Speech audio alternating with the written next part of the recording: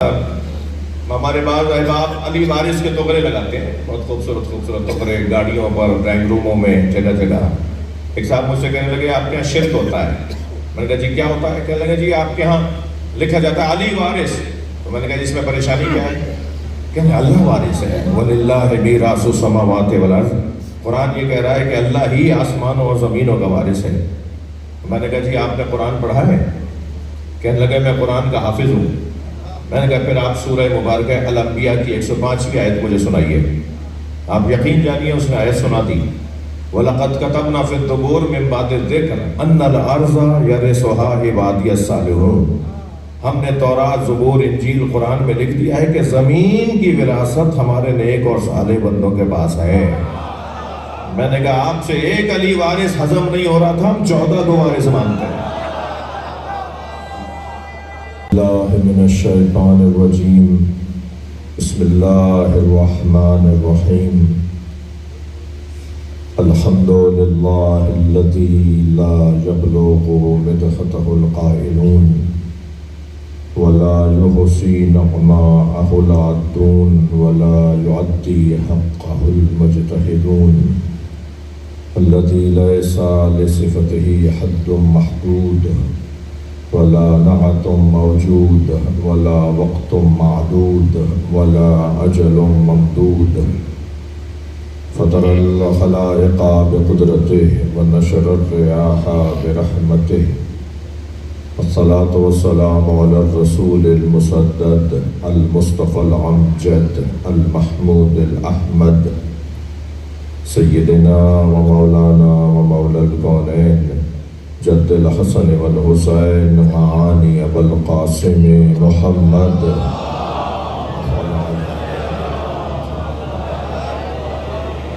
وآلہ الطیبین الطاہرین المعصومین الذین قال اللہ انما یرید اللہ لیذہب عنکم الرجس اہل البیت ویطہرکم تطہیرا۔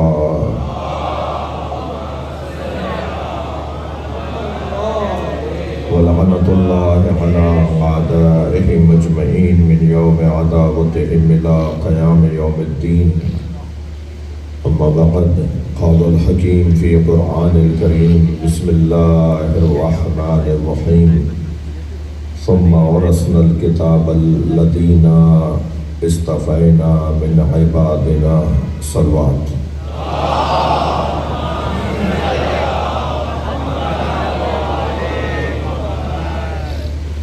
بانی مجلس شاہ صاحبان کے مرحومین کے مغفرت کے لیے ایک سورہ فاتحہ تلاوت فرمائیں۔ بسم اللہ الرحمن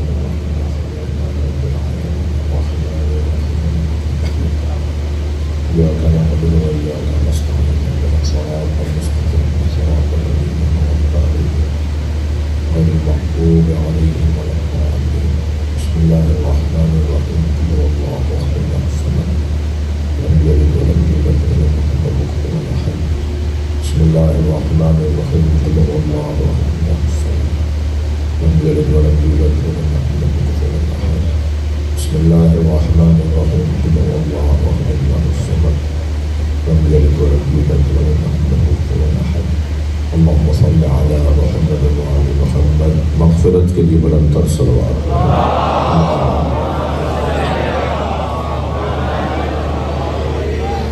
ایک اور بلند صلوات ہوگی۔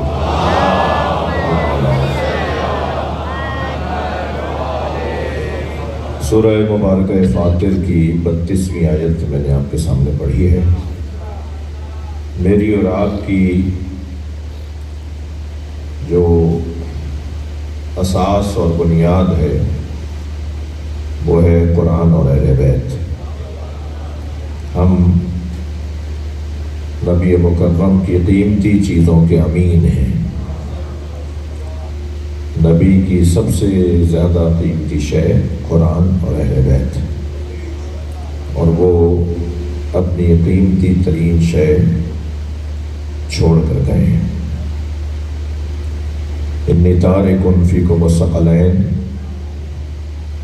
صحیح مسلم کے الفاظ ہیں، اولہما کتاب اللہ و عطرتی اہل بیتی۔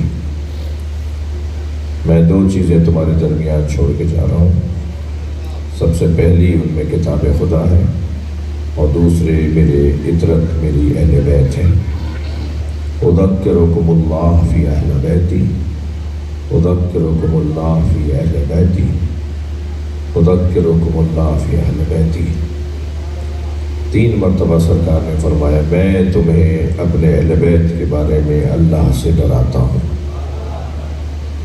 2 چیزیں چھوڑ کر جا رہا ہوں، پہلی کتاب اور دوسری اہل بیت، اور اہل بیت کے بارے میں تمہیں اللہ سے ڈراتا ہوں.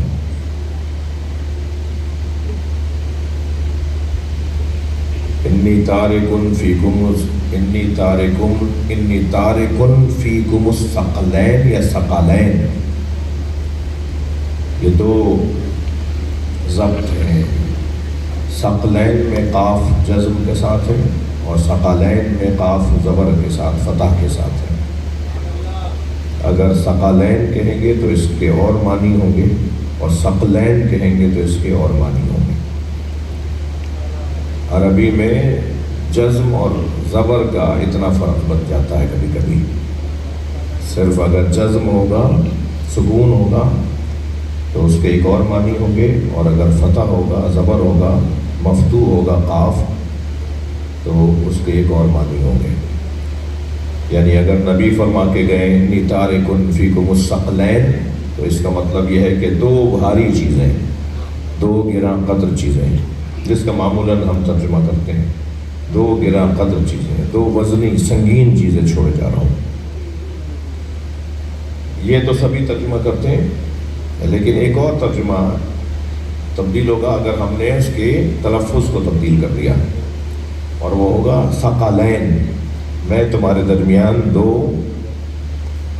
بھاری چیزیں نہیں، ثقلین قاف پر زبر. پھر اس کا ترجمہ کرنے سے پہلے میں اپنے ان کم سن ساتھیوں کے لیے تھوڑی سی تمہید چاہوں گا آپ کی توجہ. اگر ہم ثقلین کریں گے نا قاف پہ زبر تو اس کا معنی کچھ اور ہے. بھاری اور گراں قدر اور سنگین مراد نہیں ہے. آپ اپنا مکان چینج کرتے ہیں، تبدیل کرتے ہیں، آپ مکان بدلتے ہیں. کرائے کے مکان میں رہ رہے تھے، اب آپ اپنے مکان میں جا رہے ہیں. افسران معمولاً ٹرانسفر ہونے کی وجہ سے شہر تبدیل کرتے رہتے ہیں. 10 سال تک ایک ہی علاقے میں تھے، اب شہر بدل رہے ہیں. مثال 20 سال سے کرائے کے مکان میں رہ رہے تھے، اب ایک نئے مکان، اپنے ذاتی مکان میں جا رہے ہیں. تو جب آپ مکان شفٹ کرتے ہیں تو کچھ سامان تو ایسا ہوتا ہے کہ جنہیں آپ بیچ ڈالتے ہیں کہ یہ لے جانے کے قابل نہیں ہے، اسے یہی بیچ دو، اس سے کم پیسوں میں ہم کہیں اور جا کے خرید لیں گے، جہاں جا رہے ہیں وہاں خرید لیں گے. اور کچھ سامان ایسا ہوتا ہے کہ جسے آپ بخش دیتے ہیں کہ نہیں فلاں دوست ہے، فلاں عزیز ہے، فلاں پڑوسی ہے، وہ پڑوس کا بچہ ایک دفعہ آیا تھا، وہ کہتا ہے یہ آپ کی چیز بہت اچھی ہے تو ان کو دے دیتے ہیں. کچھ چیزیں آپ بخش دیتے ہیں، کچھ چیزیں آپ بیچ دیتے ہیں، اور کچھ چیزوں کو آپ اپنے ساتھ لے کر جاتے ہیں. اور ساتھ لے جانے والی چیزوں میں بھی کچھ وہ ہوتی ہیں جو ٹرک میں سوار کروائی جاتی ہیں، اور کچھ کو کہا جاتا ہے میری گاڑی میں رکھ دو، اور گاڑی میں بھی پھر کہتے ہیں میری گود میں دو، اس کو میں اپنی گود میں لے کے جاؤں گا. جو سب سے زیادہ قیمتی شے جس کو انسان اپنے آپ سے علیحدہ نہیں کرتا، اسے اگر وہ 2 ہوں تو اسے ثقلین کہتے ہیں، جسے چھوڑا نہیں جا سکتا. صلوات پڑھیں ذرا محمد وآلہ.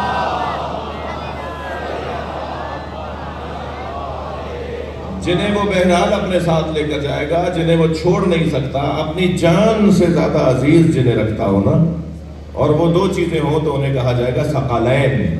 نبی مکرم کی یہ 2 چیزیں وہ تھیں جو نبی کو اپنی جان کی طرح عزیز ہیں.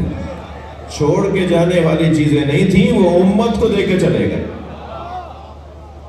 میں وہ 2 چیزیں چھوڑ کر جا رہا ہوں جو مجھے لے جانی تھی ساتھ، میں تمہارے حوالے کر رہا ہوں. یہ دونوں میرے نزدیک اتنی قیمتی شے ہیں، اتنی قیمتی چیزیں ہیں جو میں کسی اور کے حوالے نہیں کر سکتا، میں کسی کو بھی نہیں دے سکتا. وہ میں چھوڑ کے جا رہا ہوں.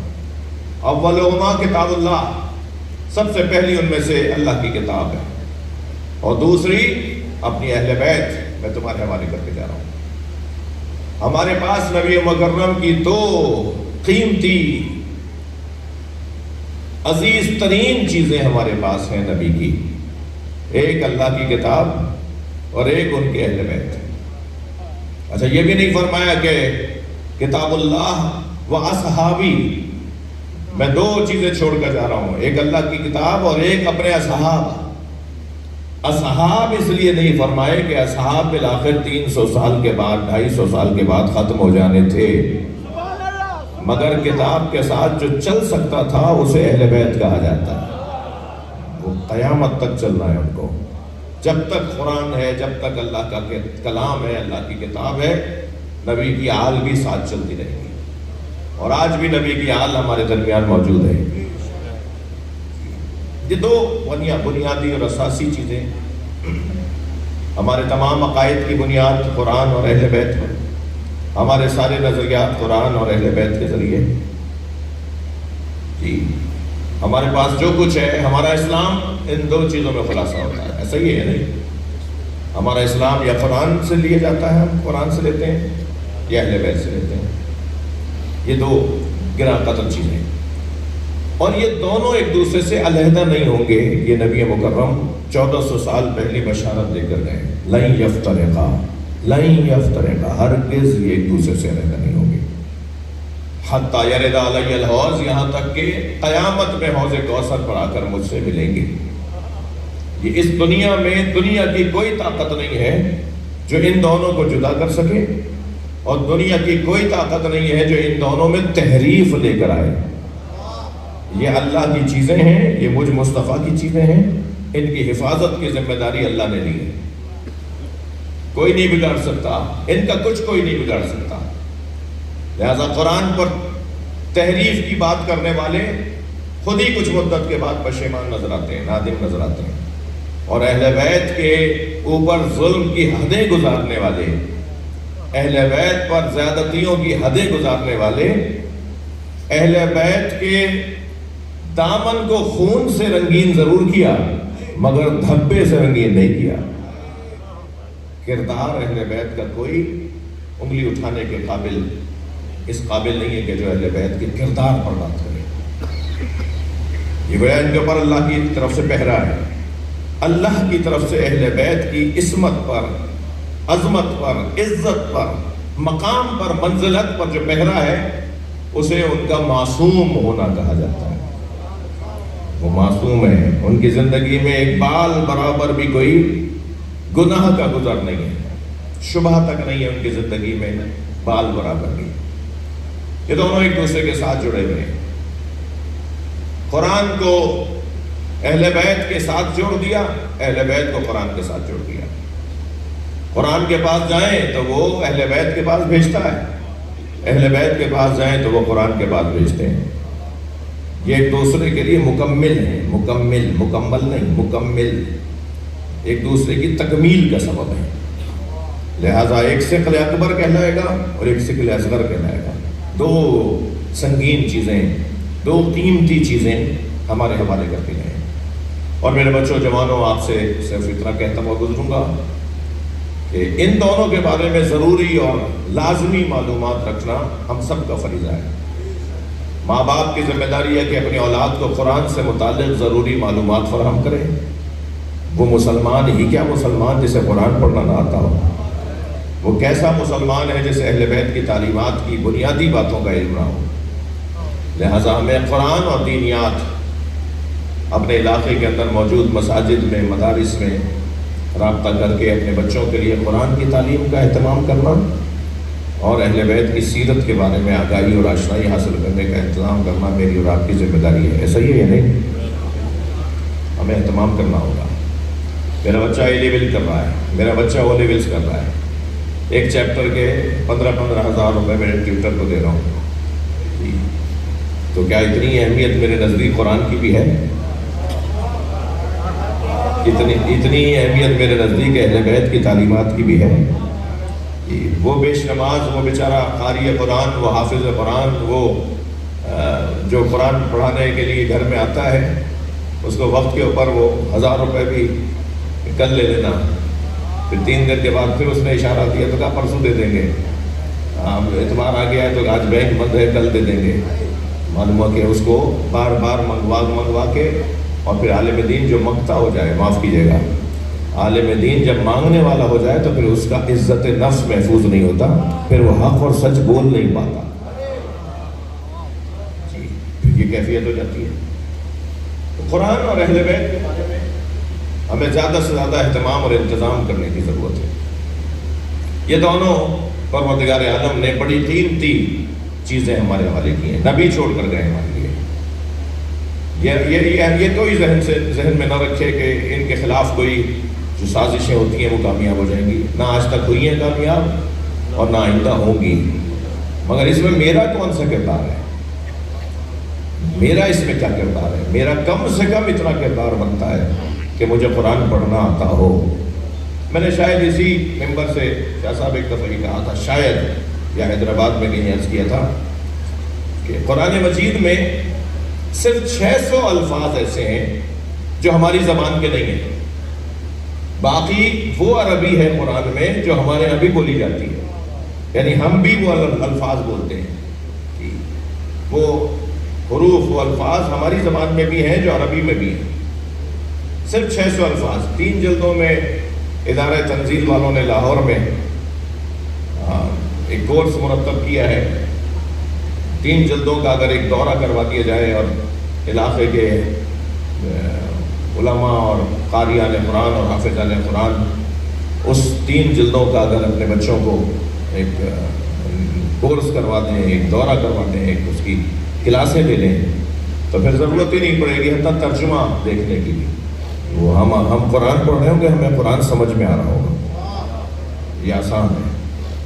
زبانیں سیکھ رہے ہیں ماشاءاللہ، ہماری ضرورت بھی ہے، ہمارے معاش کا بھی ان سے تعلق ہے، ہم چائنیز سیکھ رہے ہیں، ہم انگریزی سیکھ رہے ہیں، اور ابھی پچھلے دنوں محرم کے عشرے میں سی ایم سندھ مراد علی شاہ صاحب مجلس سننے کے لیے آئے نشتر پارک میں، تو میں نے ان سے اپنی کیبنٹ کے ساتھ تشریف فرما تھے، تو میں نے ان سے کہا کہ اتنا بڑا صوبہ اور ہمارے صوبے کا سرتاج، ہمارے صوبے کی شان شہباز قلندر، ان کا ایک کلام بھی سندھی میں، سرائکی میں اور اردو میں نہیں ہے، ان کے کچھ کلام عربی میں ہیں، کچھ 5% اور 95% ان کا کلام فارسی میں ہے، اور ہماری شان ہے قلندر، اور قلندر کا کلام ہے فارسی میں، تو کیا قلندر کے چاہنے والوں کو فارسی آتی ہے؟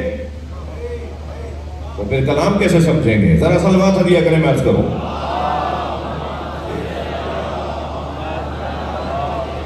اچھا بڑا مجمع ہے، صلوات سب نہیں پڑھ رہے،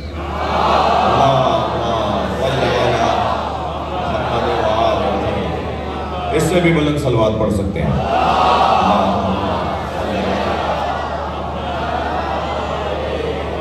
اس سے بھی بلند صلوات۔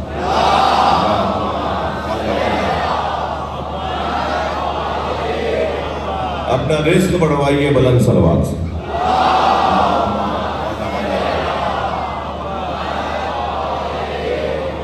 ہمارے یہاں کے تعلیمی اداروں میں فارسی لازمی نہ صحیح اختیاری مضمون ضرور ہونا چاہیے جی۔ انگریزی لازمی ہے یا نہیں؟ فارسی لازمی کیوں نہیں ہو سکتی؟ عربی لازمی کیوں نہیں ہو سکتی؟ لیکن چلیں اگر آپ بہت زیادہ وہ نہ صحیح مگر اختیاری تو ہو کہ اس مضمون کو پڑھنے پہ کوئی نمبر تو ملیں گے، اس کے رزلٹ پہ اس کا کوئی اثر تو ہوگا، اس کی مارک شیٹ پہ اس کا کوئی اثر تو ہوگا، اگر وہ اختیاری مضمون بھی ہوا۔ اور جو فارسی پڑھ لے گا وہ قلندر کو سمجھ سکتا ہے، اور شہباز قلندر کو سمجھنے کا مطلب یہ ہے کہ اہل بیت کو سمجھ سکتا ہے، اور اہل بیت کو سمجھنے کا مطلب یہ ہے کہ اللہ کو سمجھ سکتا ہے۔ بہت سیدھا رستہ ہے۔ تو کچھ زبانیں ہیں کہ جن کو جو ہماری ضرورت ہے، یوں تو ہر زبان سیکھنی چاہیے، اور علی والوں کو تو ویسے ہی زبانوں کے خلاف بات نہیں کرنی چاہیے۔ کوئی کسی زبان کے خلاف مولا علی کا چاہنے والا بول ہی نہیں سکتا، کسی زبان کے خلاف مولا علی کا چاہنے والا بول ہی نہیں سکتا، اس لیے کہ ہم اس علی مولا کو مانتے ہیں جو دنیا کی ہر زبان جانتے ہیں۔ لہذا ہر زبان آنی چاہیے، ہر زبان کو سیکھنا چاہیے، جہاں تک ممکن ہے وہ زبان بولی جائے اور ہم سیکھیں۔ مگر کچھ زبانوں میں ہمارا سرمایہ جاتا ہے، ہمارے پاس قیمتی چیزیں جاتا ہے۔ ان میں سے سب سے پہلی زبان، خفا تو نہیں ہو رہا، سب سے پہلی زبان اس میں عربی زبان، پھر اس کے بعد فارسی زبان ہے، پھر ہماری اپنی زبانیں ہیں، علاقائی زبانیں ہیں، ہماری تہذیبی زبانیں، ہمارے خطے کی زبانیں، وہ سب آنی چاہیے ہمیں جہاں تک ممکن ہے۔ بات روشن ہے؟ ثم اورثنا الکتاب الذین اصطفینا من عبادنا، اور پھر ہم نے وارث بنایا ہے اپنی اس کتاب کا اپنے ان بندوں کو کہ جو ہمارے خاص صالح بندے ہیں۔ زمین کا وارث اہل بیت کو بنایا، کتاب کا وارث اہل بیت کو بنایا، آسمان کا وارث اہل بیت کو بنایا۔ توجہ چاہوں گا، اللہ نے اس کائنات کا وارث اہل بیت کو بنایا، تو پھر جنہیں اللہ نے ہمارے لیے وارث اور حاکم قرار دیا ہے انہی کو مان لینا تو للہیت ہے، خدائی ہے اور توحید پرستی ہے۔ ہمارے بعض احباب علی وارث کے تغرے لگاتے ہیں، بہت خوبصورت تغرے گاڑیوں پر، ڈرائنگ روموں میں، جگہ جگہ۔ ایک صاحب مجھ سے کہنے لگے آپ کے یہاں شرک ہوتا ہے۔ میں نے کہا جی کیا ہوتا ہے؟ کہنے لگے جی آپ کے یہاں لکھا جاتا ہے علی وارث۔ تو میں نے کہا جی اس میں پریشانی کیا ہے؟ کہنے اللہ وارث ہے، وَلِلَّهِ مِيرَاثُ السَّمَاوَاتِ وَالْأَرْضِ۔ قرآن یہ کہہ رہا ہے کہ اللہ ہی آسمانوں اور زمینوں کا وارث ہے۔ میں نے کہا جی آپ نے قرآن پڑھا ہے؟ کہنے لگے میں قرآن کا حافظ ہوں۔ میں نے کہا پھر آپ سورہ مبارکہ الانبیاء کی 105ویں آیت مجھے سنائیے۔ آپ یقین جانیے اس نے آیت سنا دی، وَلَقَدْ كَتَبْنَا فِي الزُّبُورِ مِن بَعْدِ الذِّكْرِ أَنَّ الْأَرْضَ يَرِثُهَا عِبَادِيَ الصَّالِحُونَ۔ ہم نے تورات، زبور، انجیل، قرآن میں لکھ دیا ہے کہ زمین کی وراثت ہمارے نیک اور صالح بندوں کے پاس ہے۔ میں نے کہا آپ سے ایک علی وارث ہضم نہیں ہو رہا تھا، ہم 14 کو وارث مانتے ہیں۔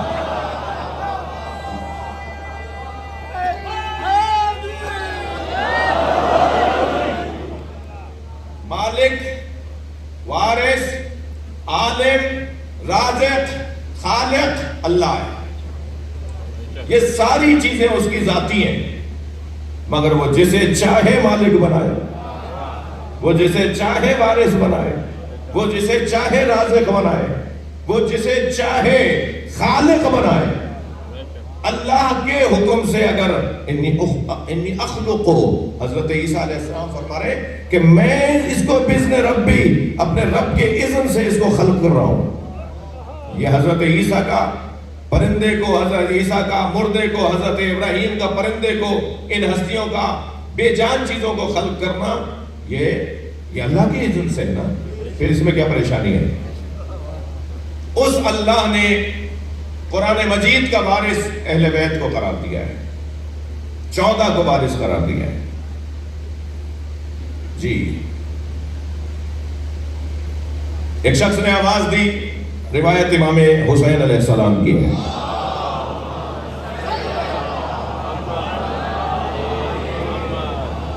وہ کہتا ہے کہ مولا قرآن کی بعض آیتیں ہمیں سمجھ میں نہیں آتی۔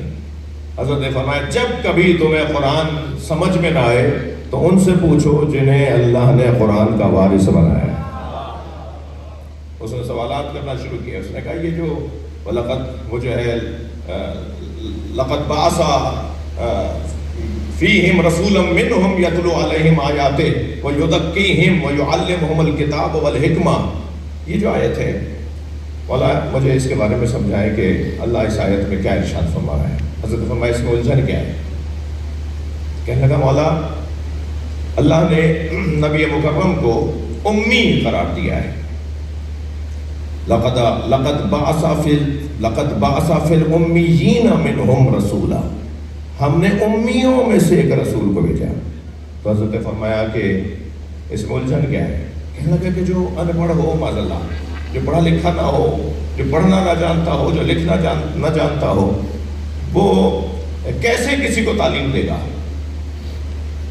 تو حضرت نے فرمایا امی، اب امام حسین کا قول سنا رہا ہوں، حضرت نے فرمایا امی کا مطلب ان پڑھ جس نے بھی لیا ہے اس نے گویا اللہ کی قدرت پر سوال اٹھایا ہے۔ امی کا مطلب ان پڑھ نہیں ہے، امی کا مطلب مکی، مدنی اور ام القرا سے امی ہے. نبی مکی ہیں، نبی مدنی ہیں، نبی ام القرا کے رہنے والے ہیں، اس لیے امی ہیں. جیسے مکے کے رہنے والے کو مکی، جیسے مدینے میں رہنے والے کو مدنی، ایسے ہی ام القرا میں رہنے والے کو امی. ایک شہر سے نسبت ہے امی کی. حضرت فرماتے ہیں کہ یہ وَيُعَلِّمُهُمُ الْكِتَابِ سے مراد، کتاب سے مراد کتاب کی تعلیم نہیں ہے، کتابت کی تعلیم ہے. مولا حسین کا فرمان سنا رہا ہوں، ورنہ قرآن کہہ چکا ہے یتلو علیہم آیاتِ، وہ آئے ہیں اس لیے تاکہ آیات قرآنی کی تلاوت کریں. تو یہ تو تعلیم ہو گئی، قرآن پڑھ کر سنائیں گے، یہ تعلیم قرآن ہو گیا. یزکیہم تزکیہ نفس ویعلمہم الکتاب، اور لکھنے کی تعلیم. جو علی کو لکھنا سکھائے، جو اصحاب کو لکھنا سکھائے، تم کہہ رہے ہو اسے لکھنا نہیں آتا تھا. یہاں مراد کتاب کی تعلیم سے مراد کتابت کی تعلیم ہے.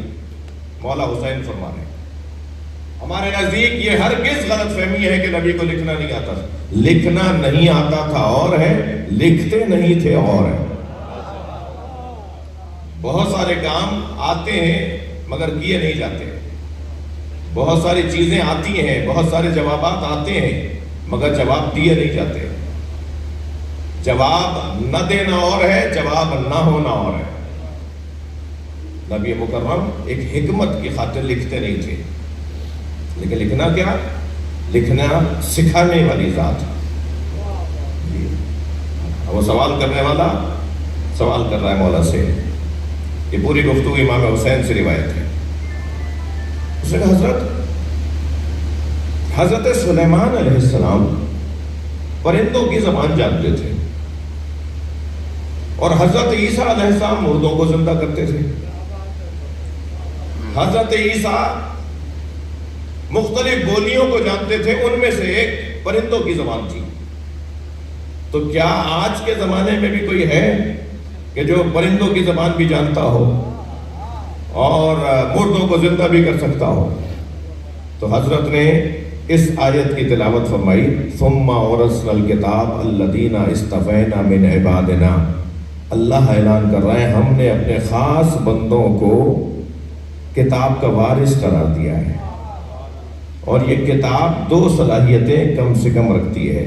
ایک، اس کتاب کے ذریعے سے مردوں سے باتیں کی جاتی ہیں، اور دوسرے ما من غائبۃ فی السماء والارض، اور آسمانوں اور زمینوں میں کوئی غیب نہیں ہے مگر الا فی کتاب مبین، وہ کتاب مبین میں موجود ہے. اور جو کچھ کتاب مبین کے اندر موجود ہے وہ کتاب کا وارث جانتا ہے، اور کتاب کے وارث ہم اہل بیت. صلوات پڑھ لیں محمد و آلہ.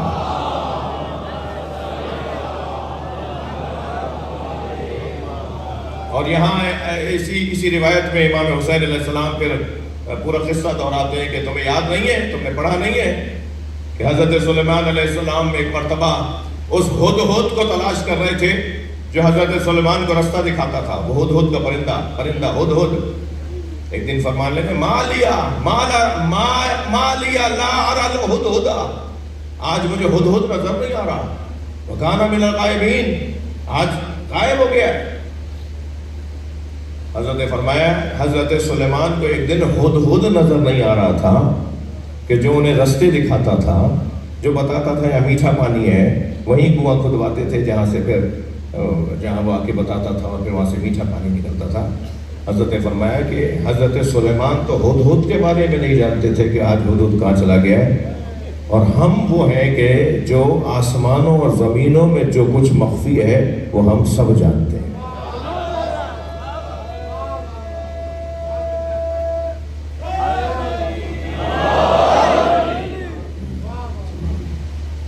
پروردگار عالم کا احسان عظیم ہے کہ اس نے اس گھرانے کو وہ تمام تر عظمتیں عطا کی، اور ہماری یہ عزت ہے کہ ہم اس دروازے پر بیٹھے ہیں. ہماری یہ عزت ہے. کبھی غرور کرنے کی اجازت ملے نا، کبھی تکبر کرنے کی اگر اجازت ملے تو صرف اس بات پر اجازت ملے کہ ہم اپنا امام، اپنا مولا علی کو مانتے ہیں. فخر کریں، غرور کریں، گھمنڈ کریں، سینہ چوڑا کر کے بات کریں، گردن اٹھا کے بات کریں. یاد رہے ہمیشہ تاریخ بشریت میں میرٹ کا قتل ہوا ہے. ہمیشہ تاریخ بشریت میں میرٹ کا قتل ہوا ہے. اہل کو، لائق کو، فائق کو، حقدار کو کبھی بھی حق نہیں دیا جاتا، مگر جس کو حق سے محروم کیا جاتا ہے، حق اس کا ہے مگر اسے حق سے محروم کیا جاتا ہے، اس کے بعد جو سب سے بڑی دولت ہوتی ہے نا، وہ اطمینان قلب ہوتی ہے. میرے پاس وہ منصب نہیں ہے، میرے پاس وہ مقام نہیں ہے، میرے پاس وہ حیثیت نہیں ہے، لیکن میرے پاس اطمینان قلب ہے. آج کی بات نہیں ہے، ہمیشہ ایسا ہوا ہے. اس لیے کہ اگر حقدار کو حق مل گیا تو معاشرے میں تو نااہلوں کی تعداد زیادہ ہوتی ہے. وہ نااہل کہاں چلے جائیں گے؟ وہ سب چور کے اوپر، چور کی چوری کی پردہ داری کرتا ہے، یہ نااہل کی پردہ داری کرتا ہے، عیب چھپاتا ہے. لیکن مجھے اور آپ کو سب سے زیادہ جس بات پر اللہ کا شکر ادا کرنا چاہیے وہ کہ ہم جس گھر سے جڑے ہوئے ہیں، ہم امام بھی اسے مانتے ہیں جسے امام ماننے کا حق ہے.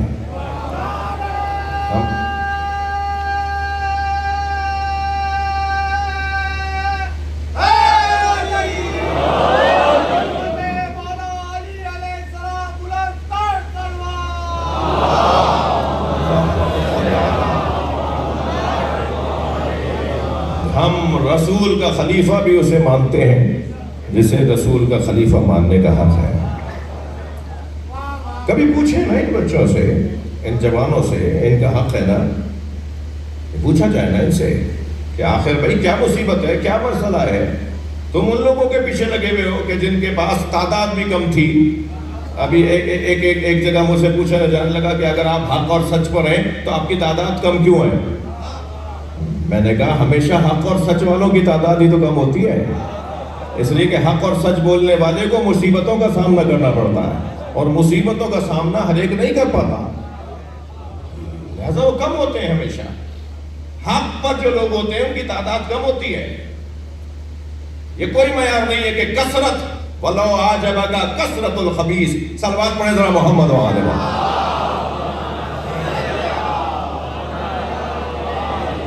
نبی مکرم سے بھی اللہ نے قرآن میں کہہ دیا تھا، اے میرے حبیب کثرت الخبیث تمہیں تعجب میں نہ ڈال دے. کسی چیز کی کثرت معیار کب ہے؟ کسی چیز کا حق پر ہونا معیار ہے، اور حق پر جو چیز ہوتی ہے، حقدار جو ہوتا ہے، حق جو ہوتا ہے، وہ کبھی بھی کسی کی خواہشات کی پیروی نہیں کرتا. سورہ الانبیاء کی ایک حسین آیت ہدیہ کرنا ہوں آپ کو. وَلَوْ اتَّبَعَ الْحَقُّ أَهْوَاءَهُمْ لَفَسَدَتِ السَّمَاوَاتُ وَالْأَرْضُ وَمَنْ فِيهِنَّ. اگر حق نے ان کی خواہشات کی پیروی کر لی ہوتی تو جو کچھ آسمانوں میں ہے اور جو کچھ زمین میں ہے اور جو کچھ ان کے درمیان ہے وہ سب برباد ہو جاتا، وہ سب تباہ ہو جاتا. حق تنہا بھی کھڑا ہونا تو وہ باطل کی پیروی نہیں کرتا. حق اکیلا بھی ہو تو وہ کسی کی خواہشات کے آگے جھکتا نہیں ہے. مجھے ہاں نہ میں بتائیے میرے بچے، حق طاقت ہے یا طاقت حق ہے؟ اتنا مشکل سوال تو نہیں تھا. حق طاقت ہے یا طاقت حق ہے؟ دشمن نے، غیر نے، باطل طاقتوں نے ہمیشہ طاقت کو حق بتایا ہے، مگر اس منبر کا کام ہے کہ حق کو طاقت بتائے.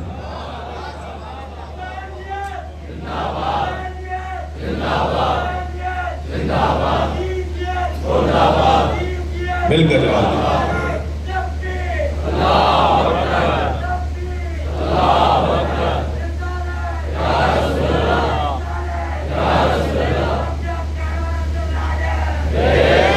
وَلَا بلند تر صلوات پڑھ لیں محمد.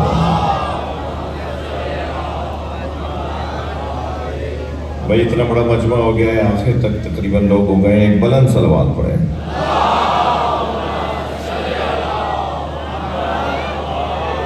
اس سے بلند صلوات پڑھیں.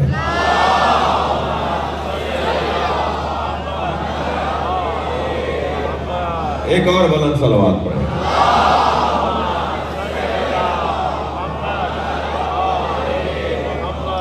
اس سے بلند صلوات ممکن ہے.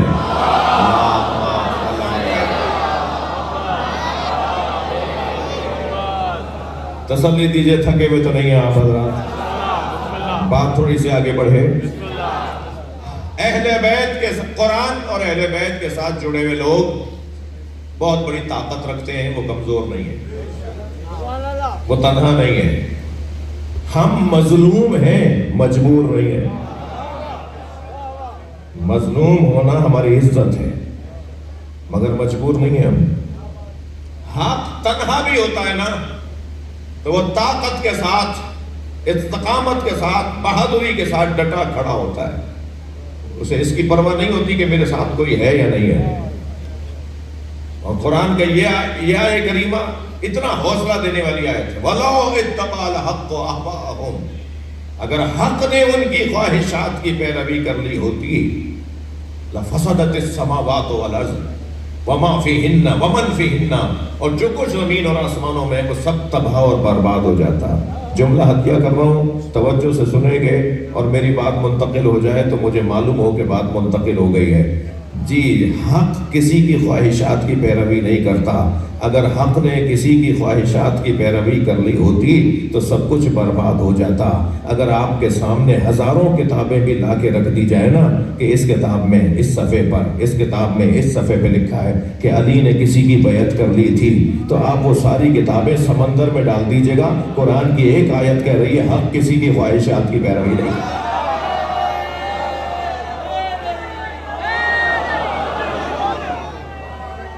صلوات پڑھ لیں محمد و آل محمد.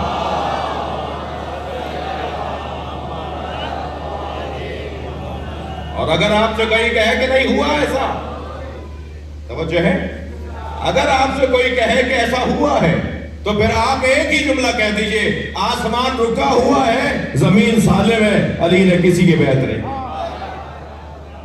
ورنہ یہ سب برباد ہو جاتا اگر حق کسی کی خواہشات کی پیروی کر دیتا. حضرت ابن عباس سے آ کر کسی نے کہا, ابن عباس, اس لیے لوگ علی کی بیعت نہیں کر رہے, اس لیے لوگ علی کو نبی کا جانشین نہیں مان رہے, اس لیے کہ لوگ نہیں چاہتے ایک ہی گھر میں نبوت بھی ہو اور امامت بھی ہو. اب یہ لوگ نہیں چاہتے, خواہشات نفسانی ہے یا نہیں؟ لوگ نہیں چاہتے. لوگوں کا چاہنا یا نہ چاہنا یہ خواہشات نفسانی ہے یا نہیں؟ اور قرآن کہہ رہا ہے کہ خواہشات نفسانی کی اگر حق پیروی کر لے تو سب برباد ہو جائے. لوگوں کے کہنے پہ چلنا ہے, لوگ کیا کہہ رہے ہیں یہ دیکھنا ہے. بھائی لوگ تو نہ جانے کیا کیا چاہتے ہیں. توجہ ہے, ایک صلوات اور ہدیہ کریں محمد و آل.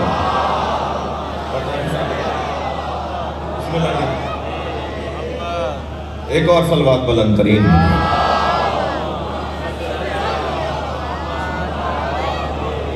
اس سے بلند صلوات نبی کی ذات.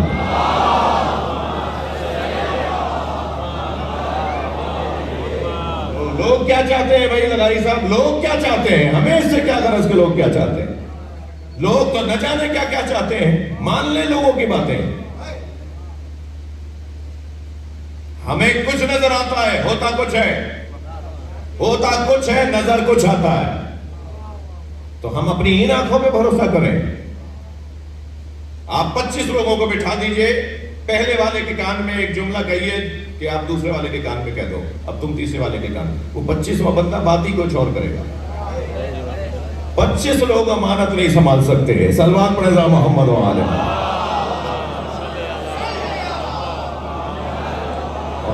اور مجھے یہ جوان ہاں نام میں بتائے, ہمیں لوگوں کی بات ماننی ہے یا اللہ کی؟ ہمیں لوگوں کی بات نہیں ماننی, اس لیے کہ جو بول رہا ہے نہ جانے وہ کس نیت سے بول رہا ہے. اس کی خواہشات کیا ہیں، اس کی ترجیحات کیا ہیں، اس کا ذوق کیا ہے، اس کا شوق کیا ہے، اس کا مطلب کیا ہے، اس کا مقصد کیا ہے۔ لطیفہ نہیں سنا رہا، ایک تاریخ کی عجیب کیفیت ہے کہ ائمہ اہل بیت سے دور کرنے کے لیے کچھ لوگوں نے کچھ مکتبوں اور مسلکوں کی بنیاد ڈالی، جس میں کچھ آسانیاں تھیں، جس میں انسان کو کچھ آسانی تھی۔ اور جب انسان آسانیوں کی طرف جاتا ہے تو اس کی فطرت ہے کہ اسے پسند کرتا ہے، جس میں اس کو آسانی ملتی ہے اسے وہ پسند کرتا ہے، اس کی طرف راغب ہوتا ہے، اس کو رائج کر دیتا ہے۔ بعض حق اور سچ کام اور باتوں میں تکلیفیں ہوتی ہیں، مشکلات ہوتی ہیں، پریشانیاں ہوتی ہیں، اور انسان بھاگتا ہے پریشانیوں سے، انسان تکلیفوں سے دور ہوتا ہے۔ وہ اتنی سی دیر کی سوئی جو بچے کو لگتی ہے، بچہ بھاگتا ہے یا نہیں بھاگتا اسے؟ جبکہ جب اسے سمجھا دیا جائے کہ بھائی یہ سوئی کا لگنا 1 سیکنڈ سے زیادہ کی تکلیف نہیں ہے، مگر جو آرام ہے وہ سالوں کا آرام ہے، مدتوں تک تمہیں آرام رہے گا۔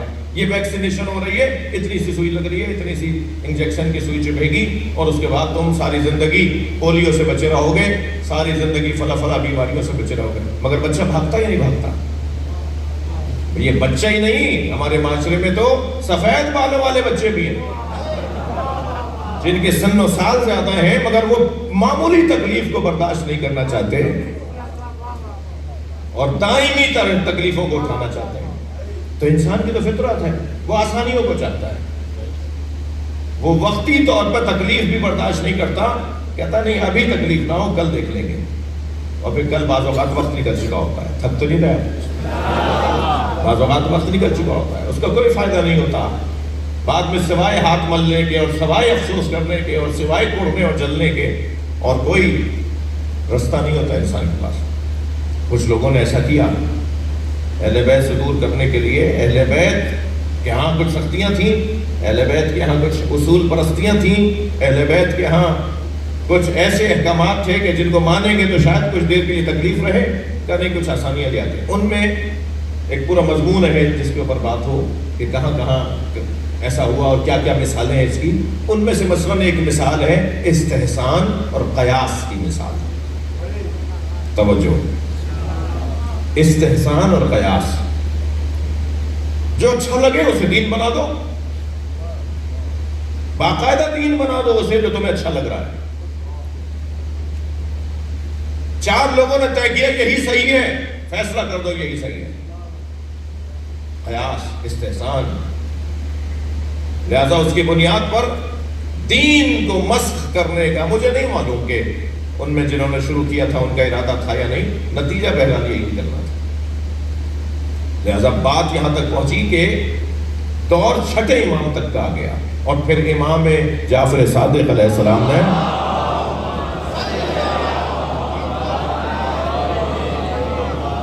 اس اسلامی تعلیمات میں لگنے والی دیمک کو روکنے کے لیے، اسلامی ثقافت پہ لگنے والی دیمک کو روکنے کے لیے پھر میرے 6 امام نے علم جہاد، علم علم کو بلند کیا ہے اور روکا اس کو، جس کا ایک منظر یہ لکھا ہے تاریخ میں کہ ایک شخص ہے جو ہمس نامی، جو شام کا ایک شہر ہے ہمس، اس میں داخل ہوتا ہے تو ایک عجیب منظر دیکھتا ہے۔ ابھی میں لطیفہ نہیں سنا رہا ہوں آپ کو، یہ تاریخ کی عجیب کیفیت ہے۔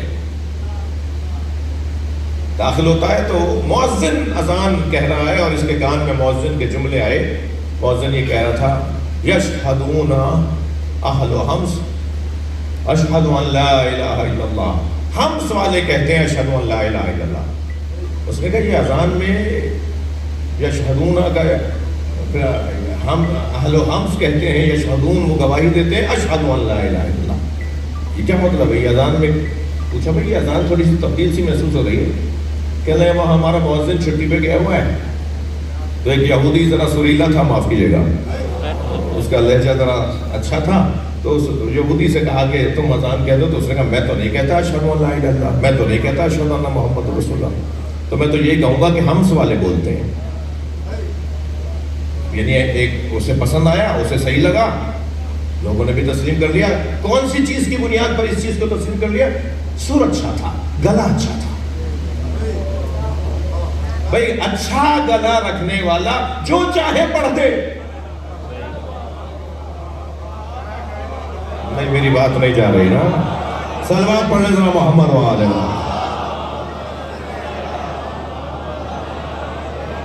گلا بہت اچھا ہے جی، طرزیں بہت اچھی اچھی ہو جاتی ہیں جی، لہن اس کا بہت اچھا ہے. اب بس اچھا لہن والا ہو، مائک دے دو اسے، اس کے حوالے کر دو مائک. اب وہ جو چاہے پڑھے.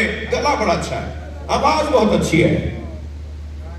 یہ خواہشات نفسانی، خواہش نفسانی یہ ہے کہ کوئی اچھے سر میں ہمیں کلام سنائے. اب چاہے وہ کچھ بھی سنا دے کلام میں لپیٹ کر، کلام کے ساتھ ایک اور چیز بھی لپیٹ کے کھلا دے ہمیں، اور ہم اس کو پسند کر رہے ہوتے ہیں. اور قرآن اسے روک رہا ہے. خبردار، لوگوں کی خواہشات کی پیروی کرنے والا حق نہیں ہوتا. حق کسی کی خواہشات کی پیروی نہیں ہوتا. ضمناً بات آ گئی ہے اس وقت جو مسائل ہیں ہماری قوم میں ان میں سے ایک مسئلہ یہی ہے. پوری قوم گلے والوں کے پیچھے ہے بھائی. میں نہیں کہتا کہ سب گلے والے غلط ہیں، ان کی خدمات ہیں، ان کی اتنی خدمات ہیں کہ میری تو کوئی حیثیت نہیں ہے. اللہ کے ولی لوگ مرثیہ پڑھنے والوں، نوحہ پڑھنے والوں کا ہاتھ چومتے ہیں. ان کا بہت بڑا مقام ہے. میں خود ذاکروں کی اولاد ہوں، میں خود مرثیہ خانوں کی اولاد ہوں. مرثیہ خوانی ذکر اہل بیت نظم کی صورت میں اور طرز کی صورت میں یہ بہت بڑی خدمت ہے. ان کی بہت بڑی خدمت ہے، ان کا احترام ہو. اگر عزیزان گرامی مجھے بتائیے کہ یہ مجلس ہو رہی ہے یا کوئی تقریب ہو رہی ہے؟ یہ مجلس ہو رہی ہے نا. تو مجلس کے اپنے تقاضے ہیں، کسی تقریب کے اپنے تقاضے ہیں. یہ فنکشن نہیں ہو رہا، یہ پروگرام نہیں ہو رہا. اس مجلس کے بعد جو غذا کھلائی جائے گی وہ لنگر نہیں ہے، وہ نیاز ہے. نیاز میں اور لنگر میں فرق ہے. لنگر ہوتا ہے، لنگر کی اصطلاحی ہے سکھوں کے یہاں سے، اور نیاز کی اصطلاحی ہے حسین کے یہاں سے. نیاز ہوگی نا تو ایک چاول کا دانہ بھی گرنے نہیں دے گا، اسے بھی اٹھا کے چوم کے یا تو اپنی جیب میں رکھے گا یا کھا لے گا. مجھے اپنی آنکھوں سے، مجھے اپنی یادداشتوں میں، حافظے میں یاد ہے کہ جب تابوت آتا تھا، علم آتا تھا، اس سے پھول کی جو پتیاں جھڑتی تھیں، ان پتیوں کو بین کر انسان اپنے ساتھ تبرک کے طور پہ گھر لے جاتا تھا. آج کیا ہو گیا؟ تقریب کر دیا نا اس کو، پروگرام کر دیا نا اس کو. جی یہ ممبر ہے، یہ اسٹیج ہے، اسے اسٹیج بنا دیا. جب یہ اسٹیج ہو جائے گا، جب یہ پروگرام ہو جائے گا، جب یہ لنگر ہو جائے گا، تو پھر یہاں جوتوں کے ساتھ آئیں گے لوگ. پھر یہاں طہارت کا کوئی خیال کرنا ضروری نہیں ہوگا. اور پھر یہ مجلس کہاں رہے گی؟ کس طرف لے جا رہی ہے میری قوم؟ ہم کہاں لے جا رہے ہیں؟ میں ان بزرگوں سے، خاص طور پہ جو شخصیات بیٹھی ہیں، ان سے ہاتھ جوڑ کر کہہ رہا ہوں، ڈانٹنا ڈپٹنا بند نہ کیجئے. یہ ڈانٹ ڈپٹ امر بالمعروف کہلاتا ہے، اور امر بالمعروف ہمارے ہاں نماز روزے کی طرح واجب ہے. صلوات ہو دیا کرے محمد و آلہ.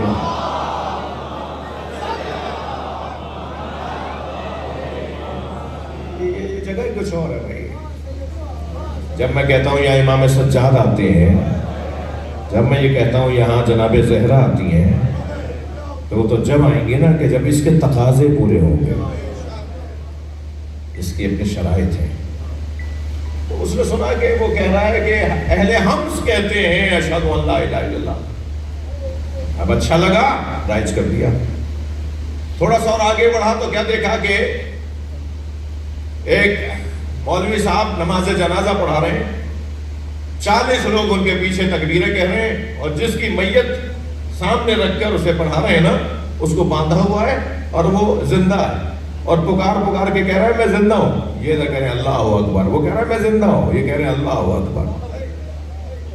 نماز جنازہ ختم ہوئی تو اس نے پوچھ لیا بھائی یہ تو زندہ ہے، آپ زندہ کی نماز جنازہ پڑھا رہے تھے کیا؟ کہنے لگے کیا کروں؟ اب دیکھیں خواہشات نفسانی، کہنے لگے کیا کروں، ایک کہہ رہا ہے میں زندہ ہوں، یہ 40 کہہ رہے ہیں مردہ ہے، تو میں 40 کی مانوں یا ایک کی؟ یہ ہے خواہشات نفسانی، جو اچھا لگا انہوں نے دین بنا دیا۔ پھر کچھ اور آگے بڑھے تو پیش نماز جماعت پڑھا رہے تھے، مگر منظر کچھ عجیب تھا، ایک ٹانگ پہ کھڑے ہو کے نماز پڑھا رہے تھے، ایک ٹانگ کو انہوں نے ہوا میں اٹھایا ہوا تھا۔ بھائی یہ کیسے نماز پڑھا رہے ہیں؟ یہ لطیفہ نہیں سنا رہا ہو، یہ حفظ کا واقعہ ہے، تاریخ کا واقعہ ہے۔ وہ ٹانگ اوپر اٹھا کے ایک ٹانگ پہ کھڑے ہو کے نماز جماعت پڑھا رہے ہیں۔ مولانا صاحب جی کیا ہو رہا ہے، یہ کیا ہو رہا ہے؟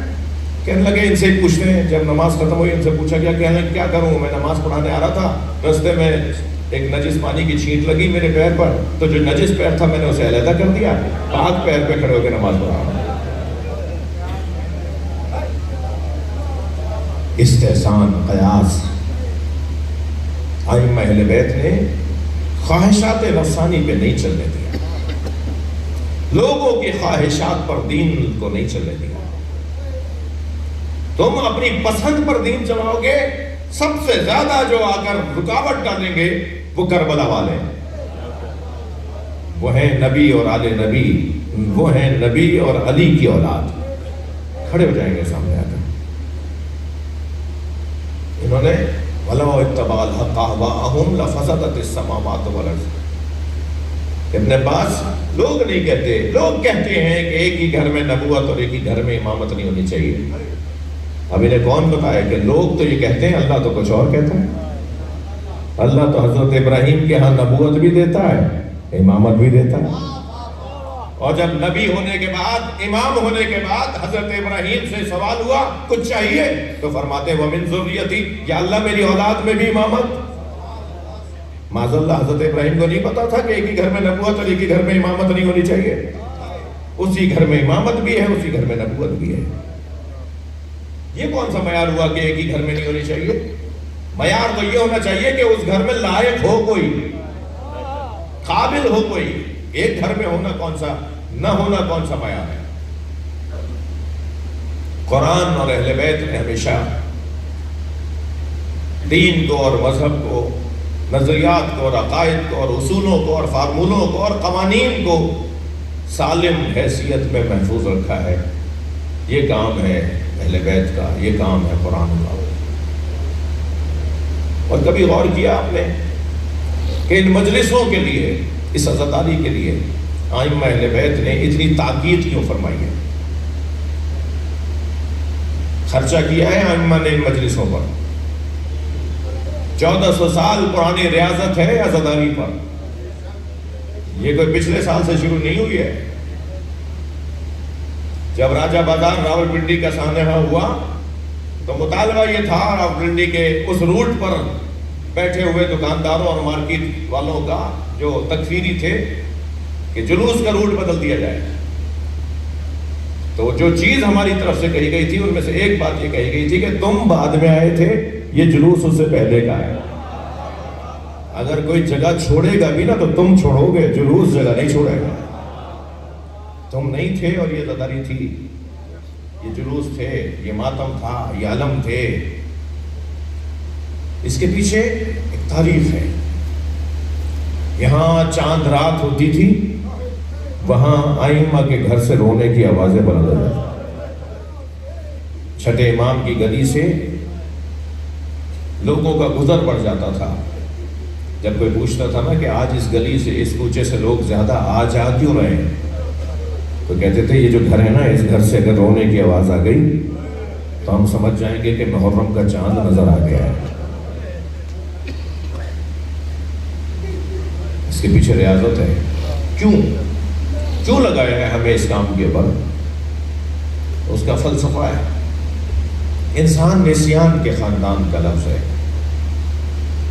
انسان جو لفظ ہے نا، لفظ انسان جو ہمارے لیے بولا جاتا ہے، یہ نسیان کے خاندان کا لفظ ہے۔ نسیان یعنی بھول، سہو، نسیان، بھولنا۔ ہم بھول جاتے ہیں، ہماری ساخت ہی کچھ ایسی ہے۔ ہمیں اللہ نے بنایا ہی کچھ ایسا ہے کہ ہم 4 دن پہلے کی بات یاد نہیں کر پائیں گے. اسی لیے کہا گیا ہے کہ قید العلم بالکتاب، اپنی معلومات کو لکھنے کی صورت میں مقید کر لو. اگر اپنی معلومات کو لکھو گے نہیں تو یہ علم وحشی ہے. العلم وحشی، علم وحشی ہے، یہ فرار کر جائے. وحشی کا کام کیا ہوتا ہے؟ وحشی کا کام بھاگنا ہوتا ہے. وحشی جانور ہو، وحشی پرندہ ہو، وہ بھاگ جاتا ہے. فرما رہے ہیں علم وحشی ہے، یہ بھاگ جائے گا. اسے لکھ لو اور لکھنے کے ذریعے سے قید، اسے قید میں کر لو، اسے مقید کر لو. ایک فلسفہ ہم بھول جاتے ہیں. ہم اگر لکھیں گے نہیں، کیوں بچوں کو ہوم ورک دیا جاتا ہے، کیوں بچوں کو کام دیا جاتا ہے، کیوں لکھوایا جاتا ہے، کیوں دستاویزات بنائی جاتی ہیں، کیوں فائلیں بنائی جاتی ہیں، فائل ورک ہوتا کیوں ہے، دستخط کیوں لیا جاتا ہے؟ وہ کہے گا میں نے تو نہیں بات کی تھی. بھائی تم نے سائن کیے میں، تمہارے دستخط ہیں، تم نے لکھا ہوا ہے. کہتا اچھا مجھے یاد نہیں آ رہا تھا مگر لکھا ہوا ہے. ہاں یہ میں نے لکھا ہے.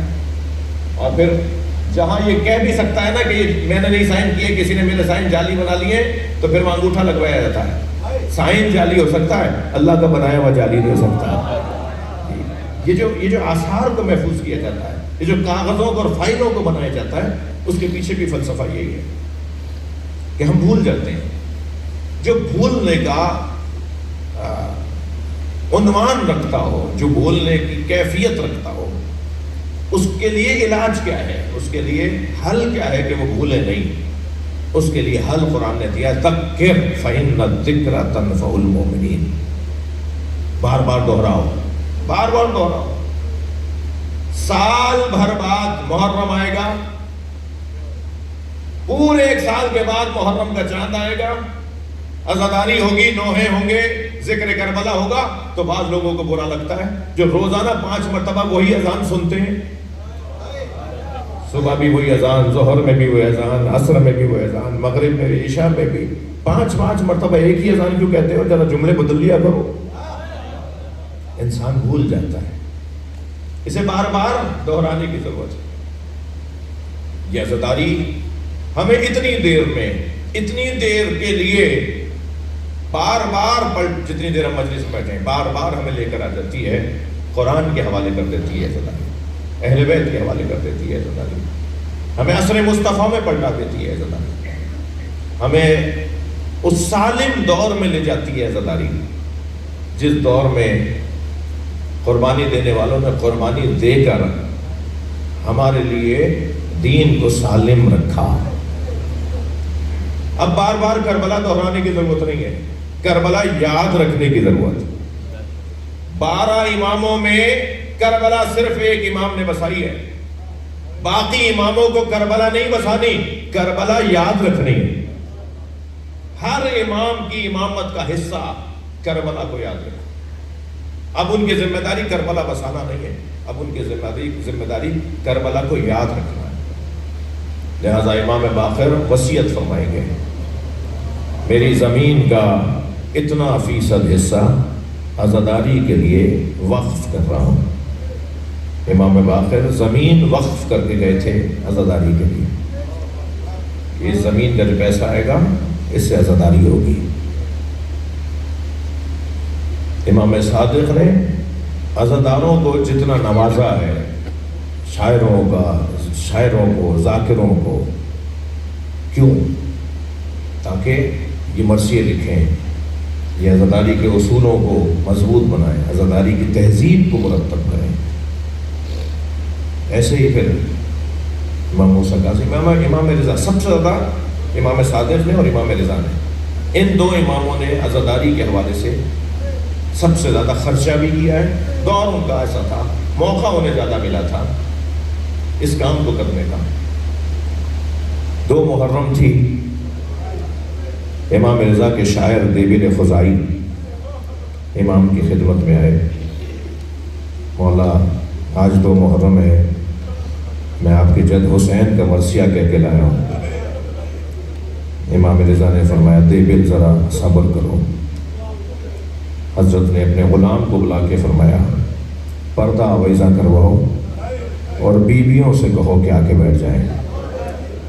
اہل بیت کی بیویوں سے، کنیزوں سے، سیدانیوں سے، سیلانیوں کی خدمت میں اور ان کے ساتھ رہنے والی کنیزوں سے کہو کہ وہ پردے کی اس طرف آ کے بیٹھ جائیں۔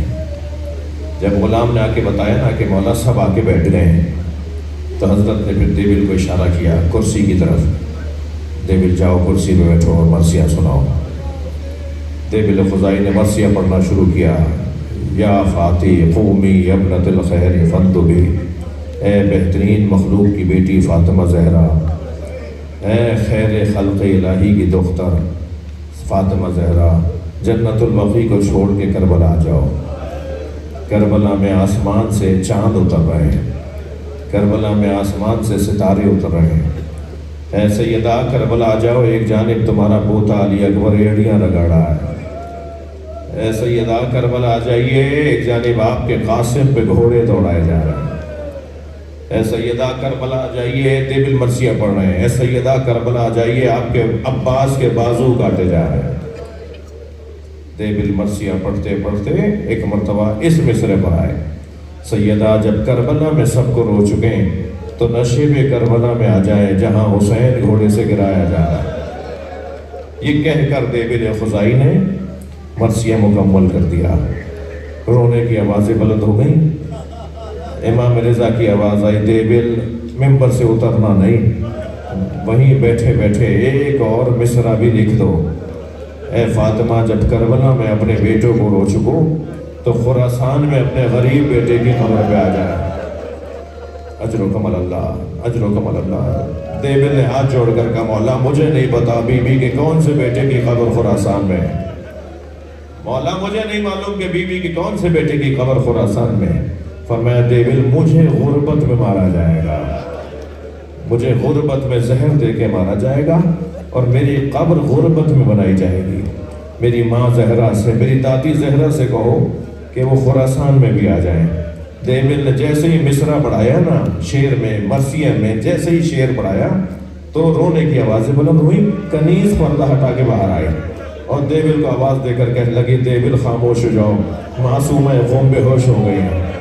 حضرت معصومہ امام رضا کی بہن رو رو کر بے ہوش ہو گئے۔ میں بی بی سے ہاتھ جوڑ کر کہوں گا، بی بی ابھی تو خبر شہادت سنی ہے۔ اجر و کمال اللہ، اجر و کمال اللہ۔ ابھی تو دیول نے صرف اتنا بتایا ہے کہ امام رضا کو غربت میں مارا جائے گا، آپ سے برداشت نہیں ہوا۔ ہاں بہن بھائیوں کا ایسے ہی تو رشتہ ہوتا ہے کہ بہنیں بھائیوں کی مصیبتوں کو برداشت نہیں کر پاتی۔ سلام ہو زینب کبریٰ پر جو 70 قدم کے فاصلے سے بھائی کو ذبح ہوتے دیکھتے رہے، آوازیں دیتی رہی، کوئی ہے جو میرے ماں جائے کو بچائے۔ اجر و کمال اللہ، اجر و کمال اللہ۔ جن کے مذہب میں رونا جائز ہے وہ تکلف کر کے نہ روئے، جو جہاں بیٹھا ہے اپنی آواز کو آزاد کرے۔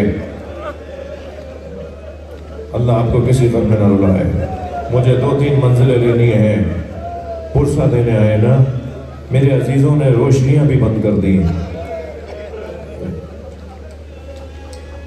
30 سالی پہلے اس کی روشنیوں کو بھی بجھا دیا گیا۔ مجھے اس نیم اندھیرے ماحول میں ایک زندان یاد آ رہا ہے جہاں ایک 4 سالہ بچی کا جنازہ رات کی تاریکی میں پھوپھیاں لیے بیٹھی ہیں، بہنیں لیے بیٹھی ہیں اور ایک شیر دل ماں ہے جسے رباب کہتے ہیں۔ اجر و کمال اللہ، اجر و کمال اللہ۔ اور سلام اس امام پر ہو، سلام اس امام پر ہو جسے امام زین العابدین کہتے ہیں۔ حضرت علی اکبر، حضرت علی اکبر جب عاشور کے دن اپنی شہادت کے لیے رخصت لے کر میدان کربلا کی طرف جا رہے تھے نا، واحد شہید تھے جنہیں امام حسین نے فرمایا تھا، علی اکبر جاؤ خیموں میں جا کر ماں بہنوں سے اجازت لو، جاؤ جاؤ جاؤ جا کر اپنی پھوپھی زینب سے اجازت لو، اپنی ماں ام لیلہ سے اجازت لو، علی اکبر ایک بھائی بھی تمہارے انتظار میں ہوگا۔ روایت کہتی ہے کہ جب حضرت علی اکبر خیموں میں بیویوں سے مل لیے نا، رخصت لے لی، تو پھر فرمایا میں اپنے بھائی زین العابدین کے پاس جا رہا ہوں، اور اس خیمے میں آئے جس خیمے میں امام زین العابدین غشی کے عالم میں تھے۔ عجیب منظر ہے، امام سجاد کی آنکھیں کھلیں، ہوش آیا اس بات پر کہ حضرت علی اکبر پیر پکڑ کے تلووں کا بوسہ دے رہا ہے۔ امام نے آنکھیں کھول کر دیکھا، امام سجاد نے دیکھا تو امام سجاد کو حضرت علی اکبر نے رخصت کا پیغام دیا. میں ہاتھ جوڑ کر کہوں گا حضرت علی اکبر سے مولا امام سجاد کی پیشانی کا بوسہ دیا ہوتا, ہاتھوں کا بوسہ دیا ہوتا, عجب نہیں آواز آئی ان پیروں میں کانٹے چبھیں گے. کوفہ و شام کی راہیں ہوں گی, بازار ہوں گے, اور میرا بھائی کوفہ و شام کی راہوں سے گزرے گا. اجرکم اللہ, اجرکم اللہ. میرا دل کہہ رہا ہے میرے ساتھ کچھ دیر کے لیے شام چلیے. اللہ ان آوازوں پر رحمت نازل فرمائے. 6 لوگ کے ایام قریب ہیں. ایک بڑی تعداد آپ میں سے تھی جنہیں کربلا جانا تھا مگر نہیں جا پائے. میرے ساتھ اپنے ذہنوں کو شام لے چلیے. امام حسین کربلا میں 1 مرتبہ مارے گئے. امام سجاد ہر موڑ پر مارے گئے. جب کوئی ظالم اشارہ کر کے کہتا تھا نا یہ باغی کی بیٹی ہے, اجرکم اللہ, جب کوئی ظالم اشارہ کر کے کہتا تھا نا یہ باغی کی بہن ہے, ہر موڑ پر امام سجاد مارے جاتے تھے. عبداللہ ابن ربی نامی ایک راوی کہتا ہے کہ میں شام کے ایک مسافر خانے میں ٹھہرا ہوا تھا. کچھ دیر کے بعد میں سو رہا تھا, کہتا ہے کچھ دیر کے بعد شادیانوں کی, شہنائیوں کی, رقص اور طرب کی آوازیں اور جشن جیسے منایا جاتا ہے ایسی آوازیں میرے کان میں آئیں. وہ کہتا ہے کہ میں سوتا سوتا بیدار اٹھا ہوا اور میں نے برابر میں ٹھہرے ہوئے ایک مسافر سے پوچھا, بھائی مسلمانوں کی آج کوئی عید تو نہیں ہے, مسلمان یہ جشن کیوں منا رہا ہے؟ تو اس مسافر نے مجھ سے کہا کہ ہاں آج عید کا دن تو نہیں ہے مگر کربلا میں ایک باغی کو مارا ہے, اس کے مارنے پر جشن, اس کے مارنے پر خوشی منائی جا رہی ہے. اس کے بچوں کو اسیر بنا کے لائے ہیں, اسے کربلا میں مار دیا گیا ہے. کہتا ہے مجھے سمجھ میں نہیں آیا آخر یہ کون باغی تھا جسے کربلا میں مارا ہے. کہتا ہے میں مسافر خانے سے باہر آیا اور میں جب بازار میں آیا تو میں نے عجیب منظر دیکھا. کچھ کٹے ہوئے سر ہیں جنہیں نیزوں کی انیوں پر اٹھایا ہوا ہے. ایک اسیر ہے جو زنجیروں میں جکڑا ہوا ہے. کچھ بیویاں ہیں جن کے ہاتھوں میں رسی بندھی ہوئی ہے. کہتا ہے میں اس اسیر کے قریب آیا جس کے ہاتھوں میں ہتھکڑیاں, پیروں میں بیڑیاں تھیں. میں نے قریب کھڑے ہو کے کہا تم نے کربلا میں کیا کیا تھا؟ اجرکم اللہ, اجرکم اللہ. تم نے کربلا میں کیا کیا تھا؟ تمہارے بڑوں نے کیا کیا تھا جو انہیں مار دیا اور تمہیں اسیر بنا کر لے آئے؟ تو عبداللہ ابن ربی کہتا ہے میں نے جب ایسے ان سے پوچھا تو انہوں نے ایک مرتبہ اپنا سر اٹھا کر مجھے دیکھا اور مجھے کہا عبداللہ ابن ربی تم تو بصرے کے رہنے والے ہو. کہتا ہے میں گھبرانے لگا یہ کون ہے جو میرا نام بھی جانتے ہیں؟ تو میں نے کہا آپ کون ہے؟ کہا میں علی زین العابدین ہوں. کہتا ہے میں نے فوراً آواز دی مولا حسین کہاں ہے؟ کہا یہ جو جسے باغی کہہ رہے ہیں نا وہ میرا بابا حسین ہے, وہ جو نیزے کی انی پر سر چڑھا قرآن پڑھ رہا ہے وہ میرے بابا حسین کا سر ہے, اور عبداللہ وہ علی اکبر کا سر ہے, اور ابن ربی وہ قاسم کا سر ہے. اور دیکھو یہ مت پوچھنا یہ بیویاں کون ہیں, یہ نبی زادیاں ہیں, یہ علی و بطول کی بیٹیاں ہیں. اجرکم اللہ. عبداللہ آگے بڑھ کر کہتا ہے مولا حکم کریں میں کیا کام آ سکتا ہوں؟ اللہ کسی کریم کو یہ دن نہ دکھائے. امام نے فرمایا تیرے پاس پیسے کتنے ہیں؟ اللہ کسی کریم کو یہ دن نہ دکھائے. کہنے لگا مولا 2000 درہم ہیں. امام نے فرمایا جاؤ جا کے کچھ چادریں خرید کر لے آؤ. وہ کہتا ہے میں 1000 درہم کی چادریں لایا. امام نے فرمایا بیویوں کو جا کے چادریں دے دو. کہتا ہے میں نے سیدانیوں کو چادریں دی. کچھ دیر کے بعد کچھ ظالم نیزہ اٹھائے آئے اور پھر چادریں اترنا شروع ہوئیں, اور واہ حجابہ کے نوحے بلند ہوئے. اجرکم اللہ. کہتا ہے میں پھر امام کی خدمت میں آ گیا, مولا مجھے حکم کرے میں کیا کام آؤں؟ فرمایا تیرے پاس اور کتنے پیسے ہیں؟ کہ مولا 1000 درہم میرے پاس باقی ہے. فرمانے لگے یہ جو نیزوں پہ سر اٹھائے ہوئے لوگ ہیں نا انہیں دربار شام سے انعام ملنا ہے. یہ پیسے کے پجاری ہیں, یہ پیسے کی خاطر یہ سب کچھ کر رہے ہیں. انہیں کچھ پیسے دے کے کہو یہ سروں کو لے کے آگے چلے جائیں تاکہ جو یہاں مجمع آیا ہوا ہے نا وہ ان سروں کو دیکھنے آگے چلا جائے. میری ماں بہنوں کے قریب اجنبیوں کا ازدحام بڑھ گیا. عبداللہ کہتا ہے کچھ لوگ مان رہے تھے میری بات، کچھ نہیں مان رہے تھے، کچھ آگے گئے کچھ نہیں گئے۔ اسی اثنا میں ابھی لگا ہوا تھا، کوشش کر رہا تھا کہ ایک مرتبہ بیویوں کے رونے کی آوازیں بلند ہوئے۔ میں نے جب دیکھنا چاہا، جاننا چاہا کہ یہ روئی کیوں ہے، تو معلوم ہوا کسی نے حسین کی پیشانی پہ پتھر مارا۔ کہتا ہے اب مجھ سے رہا نہیں گیا، میں نے تلوار نکالی اور اس کی طرف بڑھنے لگا جس نے پتھر مارا تھا۔ تو امام سجاد کی آواز آئی عبداللہ رکو، ابن ربی رکو۔ میں رکا تو امام نے آواز دے کر کہا تم سے ایک پتھر برداشت نہیں ہوا، ہم کربلا سے پتھر کھاتے آ رہے ہیں، ہمیں دربار شام میں جانے دو۔ اجرکم اللہ، اجرکم اللہ۔ ہو گئی مجلس عزاداروں، آپ کی آوازیں بلند ہو گئیں، مگر مجھے یاد نہیں آ رہا کہ ان ایام اعظام میں دوبارہ میرا اس علاقے میں علی پیلس میں دوسری حاضری ہے یا نہیں ہے۔ میرا دل کہہ رہا ہے ایک منزل اور آگے آ جائیے۔ دربار شام میں ایک تشت لا کے رکھا گیا، جب اس سے رومال ہٹایا گیا تو اس میں سر حسین رکھا تھا۔ یزید کے ہاتھ میں ایک چھڑی تھی، یہ ظالم امام حسین کے دانتوں پر اور لبوں پہ وہ چھڑی لگا رہا تھا۔ زید ابن ارقم رامی ایک صحابی رسول ہے، وہ وہاں بیٹھے ہوئے تھے، وہ کھڑے ہو گئے اور آواز دے کر کہا یزید یہ چھڑی ہٹا لے، میں نے اپنی آنکھوں سے نبی کے لبوں کو ان لبوں سے لگتے دیکھا ہے، نبی اپنے حسین کے لبوں کا بوسہ دیتے۔ اس صحابی کو اتنے کوڑے مارے گئے کہ اسے زخمی کر کے دربار سے نکال دیا گیا۔ پھر دربار شام سے بازار شام، بازار شام سے دربار شام، اور دربار شام سے زندان شام۔ عزادارو آدھی رات گزری تھی، وہ 4 سالہ سینے پہ سونے والی سکینہ ایک مرتبہ سوتے سوتے اٹھی، کبھی زندان کے اس کونے میں بابا بابا، کبھی زندان کے اس کونے میں بابا، اور جب بیویوں نے بڑھ کر گود میں لیا تو کہا پھوپھی اماں بابا حسین آئے تھے، مجھ سے کہہ رہے تھے سکینہ میں تمہیں لینے آیا ہوں۔ پھوپھی اماں میں بابا کے ساتھ جاؤں گی، اب میں یہاں نہیں رہوں گی۔ اتنا روئی بچی، اتنا روئی یہ بچی کہ دربار سے سر حسین بھیجا گیا۔ جب امام حسین کا سر جناب سکینہ نے دیکھا نا تو اپنی گود میں لے کر بابا کو غور سے دیکھا اور فرمایا بابا یہ آپ کی رگیں کس نے کاٹی ہیں؟ بابا یہ آپ کی پیشانی پہ کس نے پتھر مارا؟ بابا یہ آپ کے رخساروں پر کس کا خون لگا ہوا ہے؟ پھر فرماتی ہے بابا میرے گوشوارے چھین لیے، بابا مجھے تماچا مارتے ہیں، بابا مجھ پہ ہاتھ اٹھاتے۔ بچی بابا بابا کہتے کہتے ایک مرتبہ بچی نے بابا کے منہ پہ منہ رکھ دیا، روتی روتی بچی خاموش ہو گئی۔